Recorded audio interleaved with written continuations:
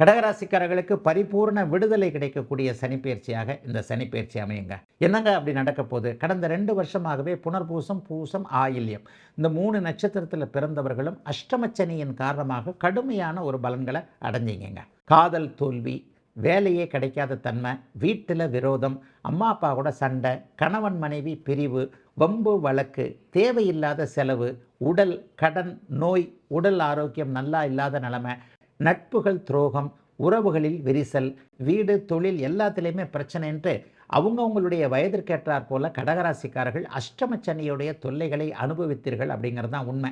அஷ்டமச்சனி என்கின்ற ஒரு கெடுதல்கள் விலகக்கூடிய தன்மைகள் மிகப்பெரிய அளவில் இப்போது உங்களுக்கு வேலை செய்ய போதுங்க. இனிமே எதை பற்றியும் கவலைப்படாமல் பெரிய நல்ல முன்னேற்றங்கள் இருக்கக்கூடிய தன்மைகள் கண்டிப்பாக உண்டு. ஆகவே கடகராசிக்காரர்கள் எதையும் செய்யலாம்.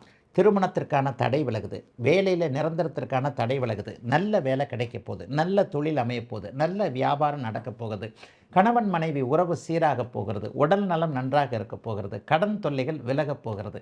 இதுவரைக்கும் தடுத்து நிறுத்தப்பட்டவைகள், பண அமைப்புகள், சொந்த வாழ்க்கை அமையாத அமைப்புகள், குழந்தைகளை பற்றிய கவலைகள் அல்லது தன்னுடைய நிலைமையை பற்றி தானே வெளியே சொல்ல முடியாமல் மன அழுத்தத்தோடு இருந்த தன்மைகள் எல்லாமே அப்படியே படிப்படியாக கடகராசிக்காரர்களுக்கு விலகி வாழ்க்கையில் ஒரு உற்சாகம், வாழ்க்கையில் ஒரு தன்னம்பிக்கை வரக்கூடிய சனிப்பெயர்ச்சியாக இந்த சனிப்பெயர்ச்சி இருக்குங்க.